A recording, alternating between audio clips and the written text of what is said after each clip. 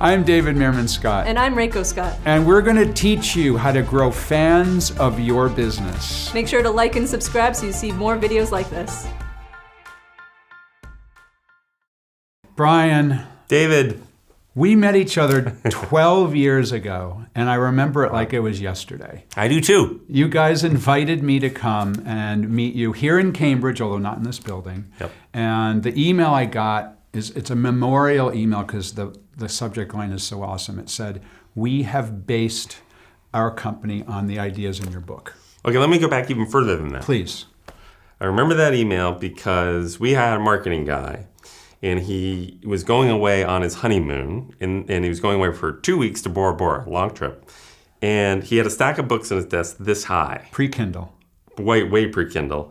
And he knew I like to read, and I was like, well, it looks like a romantic honeymoon you're going on. And so he goes away and he comes back, and he leaves one book on my chair with a little sticky on it. Said, "Brian, read this one." And Nice. that was your book. Nice. And then we looked you up, and it's like, wait, he lives right around the corner from us. Yeah. Let's see if we can engage him. That's how that got going. And this email came, like, of course I've got to take that meeting. A company that says they base their company on my book, which wasn't entirely true, but it got me into the meeting.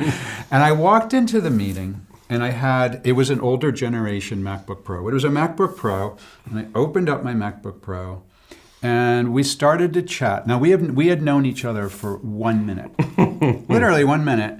And you go, hang on. We can't start this meeting until you tell me about these stickers. Yep. And I had 3 of the stickers that are on this one right now that you pointed out. Like, what's that Nantucket sticker? So I said, hey, I've been to Nantucket many times. I own a house in Nantucket. It's fabulous. And then you said, I get that all the time. Then I was like, oh, the Japan sticker. Why do you have a Japan sticker? Japan, what's that about? I said, my wife is Japanese. I lived in Japan for 7 years. Japan is incredibly important in my life. And I lived in Japan for 2 years, and we lived there the same time. And then I'm like, wait a minute. We're both saw the future of marketing. You started a company based on this idea of inbound marketing. I wrote a book about what I called the new rules of marketing, which is essentially the same thing. And we both have this Japan fascination. We both love Nantucket.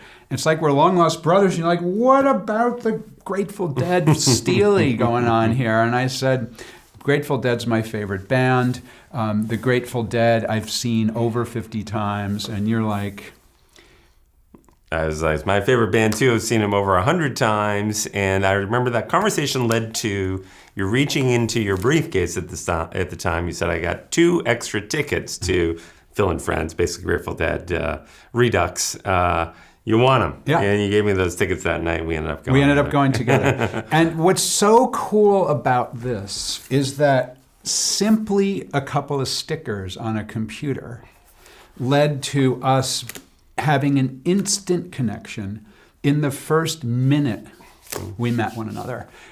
Which is something that fandom can do. It's something that sharing something with somebody in a personal way can lead to something that is incredibly powerful. And in 12 years, we've probably seen the Grateful Dead together 50 times, something like that. 6 times this year so far. A lot. 6 times this year so far. When you opened your HubSpot office in Tokyo, I was there. So we've been to Japan at the same time. Yes. I went to your daughter's wedding. We had beers together at Cisco Brewery in Nantucket. So, yes.